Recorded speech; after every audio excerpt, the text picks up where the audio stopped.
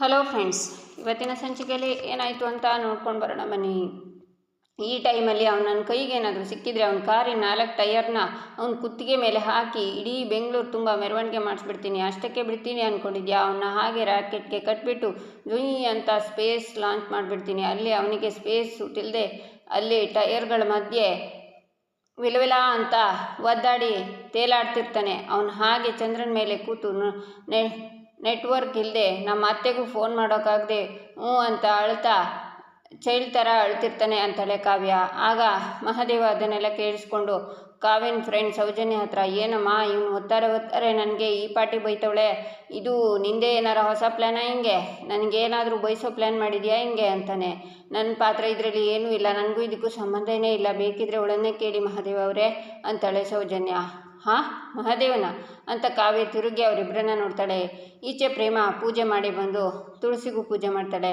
ರಾಮ್ ನಿಂತ್ಕೊಂಡು ನೋಡ್ತಿರ್ತಾನೆ. ಪ್ರೇಮ ಒಳಗಡೆ ಹೋಗುವಾಗ ಅವಳಿಗೆ ಅಡ್ಡ ಆಗ್ತಾನೆ. ರಾಮ್, ಯಾಕೋ ಹೀಗೆ ಬೆಳಗ್ಗೆನೇ ನನ್ನ ದಾರಿಗೆ ಅಡ್ಡ ಬರ್ತಿದ್ಯಾ? ನನಗೆ ತುಂಬ ಕೆಲಸ ಇದೆ, ದಾರಿ ಬಿಡು ಅಂತಾಳೆ ಪ್ರೇಮ. ಅಷ್ಟು ಈಸಿಯಾಗಿ ಎಲ್ಲ ದಾರಿ ಬಿಡೋ ಮಗ ಅಲ್ಲ ನಾನು, ನಿನಗೆ ದಾರಿ ಬಿಟ್ಕೊಡ್ಬೇಕು ಅಂದರೆ ನೀನು ನನಗೆ ಒಂದು ಪ್ರಾಮಿಸ್ ಮಾಡಬೇಕು ಅಂತಾನೆ ರಾಮ್. ಏನು ಪ್ರಾಮಿಸು ಅಂತಾಳೆ ಪ್ರೇಮ. ಈಗಲೇ ಬಿಸಿ ಬಿಸಿಯಾಗಿರೋ ತಿಂಡಿ ನನ್ನ ತಟ್ಟೆಗೆ ಬಂದು ಬೀಳಬೇಕು, ಹಸ್ದಿರೋ ಹೊಟ್ಟೆಗೆ ಟೇಸ್ಟಿಯಾಗಿರೋ ಫುಡ್ ಕೊಡ್ತೀನಿ ಅಂತ ಪ್ರಾಮಿಸ್ ಮಾಡಿದರೆ ಮಾತ್ರ ದಾರಿ ಕ್ಲಿಯರ್ ಆಗುತ್ತೆ ಅಂತಾನೆ ರಾಮ್. ಹೌದಾ, ಅಲ್ಲಿವರೆಗೆ ದಾರಿ ಬಿಡಲ್ವಾ ಅಂತಾಳೆ ಪ್ರೇಮ. ಬಿಡಲ್ಲ ಅಂತಾನೆ ರಾಮ್. ಮೊದಲು ಹೋಗಿ ಹಲ್ಲುಜ್ಜಿ ಮುಖ ತೊಳ್ಕೊಂಡು ಬನ್ನಿ ಸಾಹೇಬ್ರೆ, ಆಮೇಲೆ ಬಿಸಿ ಬಿಸಿ ತಿಂಡಿ, ಅಲ್ಲಿವರೆಗೂ ಒಂದು ಕಪ್ ಈ ತಿಂಡಿನೂ ಸಿಗಲ್ಲ ನಿನಗೆ ಅಂತಾಳೆ ಪ್ರೇಮ. ಹೌದಾ, ಅಲ್ಲಿವರೆಗೂ ಏನೂ ಸಿಗಲ್ವಾ ಅಂತಾನೆ ರಾಮ್. ಏನೂ ಸಿಗಲ್ಲ ಅಂತಾಳೆ ಪ್ರೇಮ. ಅಷ್ಟೊಂದು ಧೈರ್ಯನಾ, ಹೋಗು ಅಂತಾನೆ ರಾಮ್. ಪ್ರೇಮ ಹೋಗುವಾಗ ಅಡ್ಡ ಹಾಕಿ ಅವಳನ್ನೇ ನೋಡ್ತಾನೆ ರಾಮ್. ರಾಮ್, ಯಾರಾದರೂ ನೋಡ್ತಾರೆ ಅಂತಾಳೆ ಪ್ರೇಮ. ನೋಡಲಿ ಬಿಡು ಅಂತಾನೆ ರಾಮ್. ಪೇಷಂಟ್ ಯಾರಾದರೂ ಬರ್ತಾರೆ ಅಂತಾಳೆ ಪ್ರೇಮ. ಬರಲಿ ಬಿಡು ಅಂತಾನೆ ರಾಮ್. ಕಷ್ಟ ಆಗುತ್ತೆ ರಾಮ್ ಅಂತಾಳೆ ಪ್ರೇಮ. ಆಗಲಿ ಬಿಡು ಅಂತಾನೆ ರಾಮ್. ನನಗೆ ಕೆಲಸ ಇದೆ ಅಂತಾಳೆ ಪ್ರೇಮ. ಅದನ್ನು ನಾನು ಮಾಡ್ತೀನಿ ಅಂತಾನೆ ರಾಮ್. ರಾಮ್, ನನಗೆ ಹಿಂಗೆಂಗೋ ಆಗ್ತಿದೆ ಕಣೋ ಅಂತಾಳೆ ಪ್ರೇಮ. ನನಗೂ ಹೆಂಗೆಂಗೋ ಆಗ್ತಿದೆ ಅಂತಾನೆ ರಾಮ್. ಹೋಗೋ ಅಂತ ಪ್ರೇಮ ಅವನ್ನ ತಳ್ತಾಳೆ. ಏಯ್, ನನ್ನ ಹೆಂಡತಿ ಜೊತೆ ನಾನು ರೊಮ್ಯಾನ್ಸ್ ಮಾಡಿದರೆ ನಿನಗೇನು ಪ್ರಾಬ್ಲಮ್ಮು? ನನಗೆ ಇವತ್ತು ತಿಂಡಿ ಸಿಗೋವರೆಗೂ ನಾನು ಇಲ್ಲಿಂದ ಕದಲಲ್ಲ ಅಂತಾನೆ ರಾಮ್. ಪ್ರೇಮ ಕಣ್ಣು ಮುಚ್ಕೋತಾಳೆ. ರಾಮ್ ಅವಳಿಗೆ ಕಿಸ್ ಕೊಡಬೇಕು ಅನ್ನುವಾಗ ಫೋನ್ ರಿಂಗ್ ಆಗುತ್ತೆ. ಫೋನು ಅಂತಾಳೆ ಪ್ರೇಮ. ವಿಡಿಯೋ ಕಾಲ್ ರಿಸೀವ್ ಮಾಡಿ, ಪಂಚಮಿ ಏನೇ ಬೆಳಗ್ಗೆನೇ ನೆನೆಸ್ಕೊಂಡಿದ್ಯಾ, ಏನಾದರೂ ಸಿಹಿ ಸುದ್ದಿನಾ ಅಂತಾಳೆ. ಆಗ ಪಂಚಮಿ ಅಳ್ತಾ ಸನ್ನೆ ಮಾಡ್ತಾಳೆ. ಏನು ಹುಷಾರಿಲ್ವಾ, ಉಸಿರಾಡೋ ಕಷ್ಟಪಡ್ತಿದ್ದಾರಾ? ಪಂಚಮಿ ನಿನ್ನೆ ರಾತ್ರಿ ಚೆನ್ನಾಗೇ ಇದ್ರಲ್ಲ, ಇದ್ದಕ್ಕಿದ್ದ ಹಾಗೆ ಏನಾಯಿತು ಅಂತಾಳೆ ಪ್ರೇಮ. ಪಂಚಮಿ, ದೊಡ್ಡಮ್ಮಂಗೆ ಏನಾಯಿತು? ಇದ್ದಕ್ಕಿದ್ದ ಹಾಗೆ ದೊಡ್ಡಮ್ಮ ಮತ್ತೆ ಟ್ಯಾಬ್ಲೆಟ್ ತಗೋತಿದ್ದಾರಾ ಅಂತಾನೆ ರಾಮ್. ಆಗ ಪಂಚಮಿ ಅಳ್ತಾ ಸನ್ನೆ ಮಾಡ್ತಾಳೆ. ಪ್ರೇಮ ಅಲ್ಲಿಂದ ಹೋಗ್ತಾಳೆ. ಈಚೆ ಕಾವ್ಯ, ಏಯ್ ಸೌಜನ್ಯ, ರಾಘವೇಂದ್ರ ತಾತನ್ನ ನೋಡಿ ನೀನು ಯಾಕೆ ಮಹಾದೇವ ಅವರೇ ಅಂತ ರೆಸ್ಪೆಕ್ಟ್ ಕೊಟ್ಟು ಮಾತಾಡ್ತಿದ್ಯಾ? ನೀನು ಯಾಕೆ ಅವರನ್ನು ಮಹಾದೇವ ಅಂತ ಕರೆದೆ? ನಿನ್ನನ್ನೇ ಕೇಳ್ತಿರೋದು ಸೌಜನ್ಯ ಅಂತಾಳೆ ಕಾವ್ಯ. ಅದು ಬಂದು ಮಹಾದೇವ ಅಂದರೆ ಪರಮಶಿವ ಅಂತ ಅರ್ಥ ಅಲ್ವೇನೆ? ಅದು ಅಲ್ಲದೆ ನಮ್ಮ ಮನೆ ದೇವರು ಮಹಾದೇವ ಅಲ್ವಾ? ನಾನು ಪದೇ ಪದೇ ಮಹಾದೇವ ಮಹಾದೇವ ಅಂತ ಹೇಳಲ್ವಾ? ಈಗಲೂ ಅದನ್ನೇ ಹೇಳಿದ್ದು. ನಿನಗೆ ಅವರು ಅನ್ನೋ ವರ್ಡು ಎಕ್ಸ್ಟ್ರಾ ಕೇಳಿರಬೇಕು ಅಷ್ಟೇ. ನನಗೇನು ಅನಿಸುತ್ತೆ ಗೊತ್ತಾ, ನೀನು ಮನಸ್ಸಲ್ಲಿ ಮಹಾದೇವ ಅವರನ್ನು ಪ್ರೀತಿ ಮಾಡ್ತೀನಿ ಅಂತ ಮಲಗಿರಬೇಕು. ಆ ಬುಡ್ಬಡಿಕೆ ಅವನು ಹೇಳಿದ್ದು ನಿಜ ಅಂತ ನನಗೀಗ ಅರ್ಥ ಆಗ್ತಿದೆ ಅಂತಾಳೆ ಸೌಜನ್ಯ. ಏಯ್, ಸಾಕು ನಿಲ್ಲಿಸೆ ನಿನ್ನ ಕತೆನ. ಕನಸಲ್ಲೂ ಟಾರ್ಚರ್ ಕೊಟ್ಟಿದ್ದು ಸಾಲದು ಅಂತ ನೀನು ಬುಡ್ಬುಡಿಕೆ ಅವನ ಮಾತನ್ನು ನೆನಪಿಸಿ ಟಾರ್ಚರ್ ಕೊಡಬೇಡ. ನನಗಂತೂ ಇವಾಗ ಬಂದಿರೋ ಕನಸೆಲ್ಲ ನೆನೆಸ್ಕೊಂಡ್ರೇ ಮೈಯೆಲ್ಲ ಉರಿತಿದೆ ಅಂತಾಳೆ ಕಾವ್ಯ. ಯಾಕಮ್ಮ, ಅಂಥದ್ದೇನಾಯಿತು? ಏನು ಮಾಡ್ದೆ ನಿನ್ನ ಗಂಡ ಅಂತಾನೆ ಮಹಾದೇವ. ನನ್ನ ಕೈನಲ್ಲಿ ಅದನ್ನು ಹೇಳೋಕ್ಕೆ ಆಗೋದಿಲ್ಲ ತಾತ. ನಾನು ಆ ಮಹಾದೇವನ ಹಿಂದೆ ಓಡಿ ಹೋದನಂತೆ. ಮಂಡಿ ಉರಿ ರೋಸ್ ಕೊಟ್ಟು ಬೊಕ್ಕೆ ಹಿಡ್ಕೊಂಡು, Mahadeva I love you, please ನನ್ನ ಪ್ರೀತಿ ಒಪ್ಕೊ, ನೀನಿಲ್ಲ ಅಂದರೆ ನಾನಿಲ್ಲ ಅಂತ ಹೇಳಿದ್ನಂತೆ. ನಾನು ಅವನಿಗೆ ಪ್ರಪೋಸ್ ಮಾಡೋದಾ? ಹೇಳಿ ತಾತ, ನಿಜ ಜೀವನದಲ್ಲಿ ಹೀಗಾಗೋದಕ್ಕೆ ಸಾಧ್ಯನಾ? ನಾನು ಅವನ ಎಷ್ಟು ದ್ವೇಷ ಮಾಡ್ತೀನಿ, ಅವನಿಗೆ ಪ್ರಪೋಸ್ ಮಾಡೋದಾ ನಾನು ಅಂತಾಳೆ ಕಾವ್ಯ. ಕಾವ್ಯ, ನಿನ್ನ ಗೆಳತಿ ಹೇಳಿದ್ದು ನಿಜನೇ ನೋಡು, ಮನಸ್ಸಲ್ಲಿರೋದೇ ಕನ್ಸಲ್ಲಿ ಬರೋಕ್ಕೂ ಸಾಧ್ಯ ಅಂತಾರೆ ಮಹಾದೇವ. ಸುಮ್ಮನಿರಿ ತಾತ, ಇವಾಗ ನೀವು ಬೇರೆ ಸೇರ್ಕೊಂಡ್ರಾ ಅಂತಾಳೆ ಕಾವ್ಯ. ಹಾಗಲ್ಲ ಕಣವ, ಎಷ್ಟೋ ಜನ ಹೇಳ್ತಾರೆ ಹಗ್ಲುಗನ್ಸು ಯಾವತ್ತೂ ನನಸಾಗ್ತದೆ ಅಂತ. ನಾನು ಎಷ್ಟೋ ಕಡೆ ನೋಡಿದ್ದೀನಿ ಕಣವ, ಅದಾಗೋದು ನೋಡು. ನಿನಗೆ ಇವತ್ತು ಬಿದ್ದಿರೋ ಕನಸು ನನಸಾಯ್ತದೆ, ನೋಡ್ತಿರು ಅಂತಾನೆ ಮಹಾದೇವ. ನೋ ವೇ, ಚಾನ್ಸೇ ಇಲ್ಲ, ನಾನು ಆ ಮಹಾದೇವನ ಲವ್ ಮಾಡೋದಕ್ಕೆ ಚಾನ್ಸೇ ಇಲ್ಲ ಅಂತ ಕೂತ್ಕೊಂಡು ಕಣ್ಣು ಮುಚ್ಚಿ ಅವ್ನು ಕಂಡ್ರೆ ಇಷ್ಟ ಇಲ್ಲ, ನಾನು ಅವ್ನು ಹೇಟ್ ಮಾಡ್ತೀನಿ, ಐ ಹೇಟ್ ಮಹಾದೇವ, ಅವ್ನು ಕಂಡ್ರೆ ಇಷ್ಟ ಇಲ್ಲ, ಐ ಹೇಟ್ ಹಿಮ್ ಅಂತಾಳೆ ಕಾವ್ಯ. ಮಹಾದೇವ ಸ್ಮೈಲ್ ಮಾಡ್ತಾನೆ. ಈಚೆ ಕಲ್ಯಾಣಿ ಮಲಗಿರ್ತಾರೆ.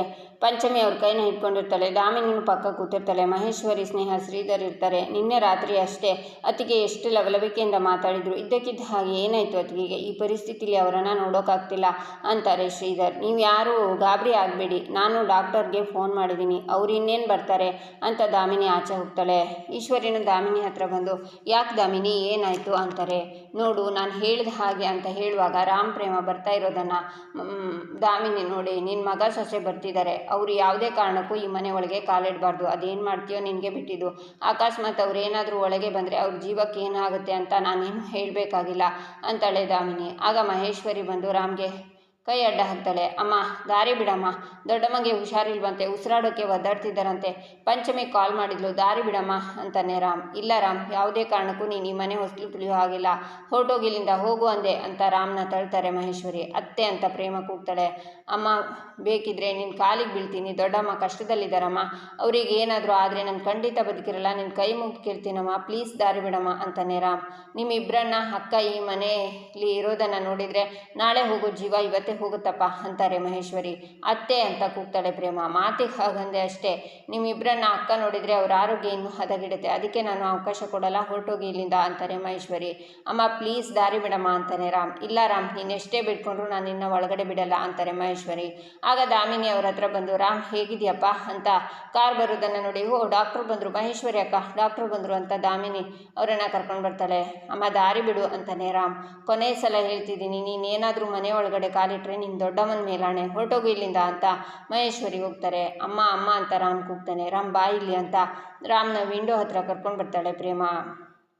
ಈಚೆ ದಾಮಿನಿ ಡಾಕ್ಟರನ್ನು ಕಲ್ಯಾಣಿ ಹತ್ರ ಕರ್ಕೊಂಡು ಬಂದು, ಇವರೇ ನಮ್ಮಕ್ಕ, ಡಾಕ್ಟ್ರು ರಾತ್ರಿಯೆಲ್ಲ ಹುಷಾರಾಗಿದ್ದರು, ಬೆಳಿಗ್ಗೆ ನೋಡಿದರೆ ಈ ತರಹ ಇದೆ, ಏನಾಗಿದೆ ಡಾಕ್ಟರ್ ನಮ್ಮ ಅಕ್ಕಂಗೆ ಅಂತಾಳೆ ದಾಮಿನಿ.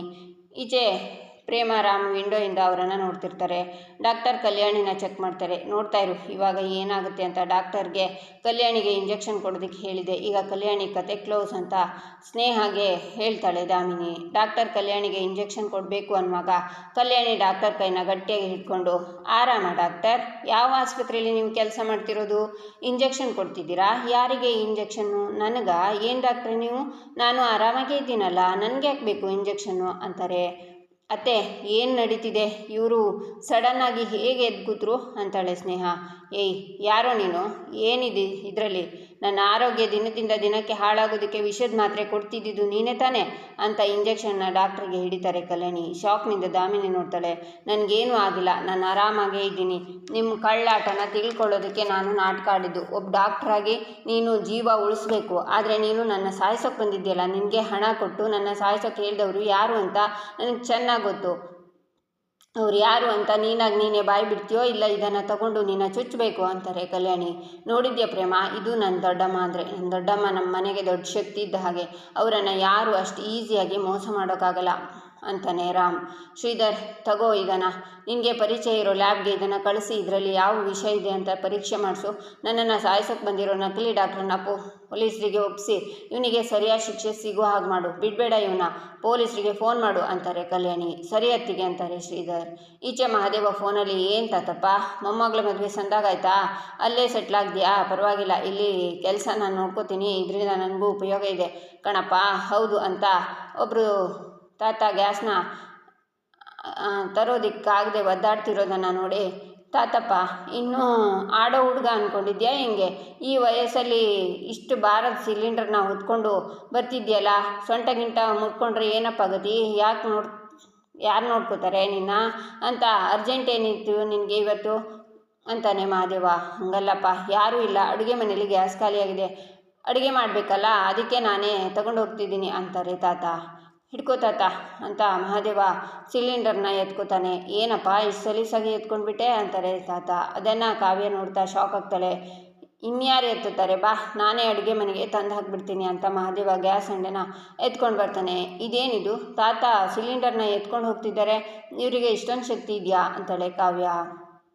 ಈಚೆ ಮಹಾದೇವ ಸಿಲಿಂಡರ್ನ ತಂದು ಫಿಟ್ ಮಾಡಿ ರೆಡಿಯಾಗೈತೆ ತಾತ, ಬೇಗ ಬೇಗ ಅಡುಗೆ ಮಾಡು, ನಾನು ಬರ್ತೀನಿ, ಇನ್ಮೇಲೆ ಇಂಥದ್ದೇನಾದರೂ ಇದ್ದರೆ ನನ್ನ ಕರಿ, ನಾನು ಮಾಡ್ತೀನಿ ಅಂತ ಮಹಾದೇವ ಹೋಗ್ತಾನೆ. ಈಚೆ ಕಲ್ಯಾಣಿ ಎದ್ದು ನಿಂತ್ಕೊಂಡು, ಯಾಕೆ ಎಲ್ಲರೂ ಹಾಗೆ ನಿಂತ್ಕೊಂಡು ಬಿಟ್ಟಿದ್ದೀರಾ, ಓ ಈ ಕಲ್ಯಾಣಿ ಹಾಸಿಗೆ ಬಿಟ್ಟಿದ್ದಾಳೆ ಅಂದ್ಕೊಂಡ್ಬಿಟ್ಟಿದ್ರಾ? ನನಗೇನೂ ಆಗಿಲ್ಲ, ನಾನು ಆರಾಮಾಗೇ ಇದ್ದೀನಿ. ನನ್ನ ಮಗ ಮನೆಗೆ ಬಂದು, ದೊಡ್ಡಮ್ಮ ಈ ಮಾತ್ರೆಗಳನ್ನು ತಗೋಬೇಡಿ, ಇದು ವಿಷ ಅಂತ ಹೇಳಿದಾಗಲೇ ನನಗೆ ಗೊತ್ತಾಯಿತು ಈ ಮನೇಲಿ ದೊಡ್ಡ ಸಂಚೆ ನಡೀತಿದೆ ಅಂತ. ಈ ಸಂಚನ ಯಾರು ಮಾಡ್ತಿದ್ದಾರೆ, ನನ್ನ ಸಾಯಿಸೋದಕ್ಕೆ ಯಾರು ಪ್ಲ್ಯಾನ್ ಮಾಡ್ತಿದ್ದಾರೆ ಅಂತ ನನಗೆ ಗೊತ್ತಾಗಬೇಕಾಗಿತ್ತು. ಅದಕ್ಕೇ ನಾನು ಇಷ್ಟೆಲ್ಲ ನಾಟಕ ಆಡಿದ್ದು. ನನ್ನ ಮಗ ರಾಮ್ ನನಗೆ ಬಂದು ವಿಷಯ ತಿಳಿಸದೆ ಹೋಗಿದ್ದಿದ್ರೆ ಇಷ್ಟೊತ್ತಿಗೆ ಆ ವಿಷದ ಮಾತ್ರೆನ ತಿಂದು ನಾನು ಹೆಣವಾಗಿ ಹೋಗ್ತಿದ್ನೋ ಏನೋ. ನಾನು ನನ್ನ ಮಗ ರಾಮ್ನ ಈ 4 ಗೋಡೆಯಿಂದ ಆಚೆ ಹಾಕಿದ್ದೇನೆ ಹೊರತು ನನ್ನ ಮನಸ್ಸಿನಿಂದ ಅವನ್ನ ಹೊರಗೆ ಹಾಕಿಲ್ಲ, ಹಾಕೋದೂ ಇಲ್ಲ. ನನ್ನ ಮಗ ನನ್ನಿಂದ ದೂರ ಇದ್ದರೂ ಈ ತಾಯಿ ಬಗ್ಗೆ ಅವನ ಕಾಳಜಿ ವಹಿಸೋದನ್ನು ಕಡಿಮೆ ಮಾಡಿಲ್ಲ. ನಾನು ನನ್ನ ಮಗನ ದೂರ ಮಾಡಿರ್ಬೋದು, ಆದರೆ ನನ್ನ ಮಗ ನನ್ನ ಒಳ್ಳೆಯದಕ್ಕೆ ಅಂತ ಹೇಳೋ ಮಾತನ್ನು ನಾನು ಕೇಳಲ್ಲ ಅಂದ್ಕೊಂಡ್ರಾ? ರಾಮ್ ನನ್ನ ಮಗ, ಅವನು ನನ್ನ ಹೊಟ್ಟೆಲಿ ಹುಟ್ಟದೇ ಇರ್ಬೋದು, ಆದರೆ ನನಗೇನು ಬೇಕು, ನನ್ನನ್ನು ಹೇಗೆ ರಕ್ಷಣೆ ಮಾಡಬೇಕು ಅಂತ ನನ್ನ ಮಗನಿಗೆ ಚೆನ್ನಾಗಿ ಗೊತ್ತು. ಈ ನಕಲಿ ಡಾಕ್ಟ್ರಿಗೆ ದುಡ್ಡು ಕೊಟ್ಟು ನನಗೆ ಸಾಯಿಸಬೇಕು ಅಂತ ಯಾರು ಸಂಚು ಮಾಡಿದ್ರು ಅವ್ರು ಯಾರು ಅಂತ ನನಗೆ ಚೆನ್ನಾಗಿ ಗೊತ್ತು ಅಂತ ದಾಮಿನಿನ ನೋಡ್ತಾ, ನನ್ನ ಮನೇಲೇ ಇದ್ದು ನನ್ನ ಬೆನ್ನ ಹಿಂದೆ ಚೂರಿ ಹಾಕೋಕ್ಕೆ ಹೊರಟಿರುವ ಆ ಪಾಪಿ ತಾನಾಗಿ ತಾನೇ ಮುಂದೆ ಬಂದರೆ ಒಳ್ಳೆಯದು, ಮುಂದೆ ಬಾ ಅಂತ ಕಲ್ಯಾಣಿ ಕೂಗ್ತಾರೆ. ದಾಮಿನಿ ಶಾಕ್ನಿಂದ ನೋಡ್ತಾರೆ. ಈಚೆ ಪ್ರೇಮ ಶ್ರೀನಿವಾಸ್ ಹತ್ರ ಫೋನಲ್ಲಿ, ನೀವು ಇಡೀ ಕುಟುಂಬದವರ ಮತ್ತು ಅತ್ತೆ ಜೊತೆ ಸೇರಿಕೊಂಡು ಗ್ರ್ಯಾಂಡಾಗಿ ಮದುವೆ ವಾರ್ಷಿಕೋತ್ಸವನ ಆಚರಿಸ್ತೀರಾ ಅಂತಾಳೆ. ಯಾವ ಜನ್ಮದ ಅದೃಷ್ಟನೋ ಏನು, ನೀನು ನನ್ನ ಸೊಸೆಯಾಗಿ ಸಿಕ್ಕಿರೋದು ಅಂತಾರೆ ಶ್ರೀನಿವಾಸ್. ಅದನ್ನು ಕೇಳಿಸ್ಕೊಂಡ ಮಹಾದೇವ, ಸೊಸೆನಾ? ಯಾರನ್ನ ಸೊಸೆ ಅಂತ ಕರೆದ್ರಿ? ಫೋನ್ ಕೊಡಿ ಇಲ್ಲಿ ಅಂತ ಫೋನ್ನ ತಗೊಂಡು ನೋಡಿ, ಇದು ನನ್ನ ರಾಮ್ ಹೆಂಡ್ರು ಪ್ರೇಮ ಅವರಲ್ವಾ? ಪ್ರೇಮ ಅವರನ್ನು ನೀವು ಸೊಸೆ ಅಂತೆಲ್ಲ ಯಾಕೆ ಹೇಳಿದ್ರಿ ಅಂತಾನೆ ಮಹಾದೇವ. ಆಗ ಶಾಕ್ನಿಂದ ಶ್ರೀನಿವಾಸ್ ನೋಡ್ತಾರೆ. ಇಲ್ಲಿಗೆ ಈ ಸಂಚಿಕೆ ಮುಕ್ತಾಯವಾಗುತ್ತೆ. ಮುಂದಿನ ಸಂಚಿಕೆಗಾಗಿ ನಮ್ಮ ಚಾನಲನ್ನು ನೋಡಿ, ಸಬ್ಸ್ಕ್ರೈಬ್ ಮಾಡಿ, ಲೈಕ್ ಮಾಡಿ, ಸಪೋರ್ಟ್ ಮಾಡೋದನ್ನು ಮರಿಬೇಡಿ.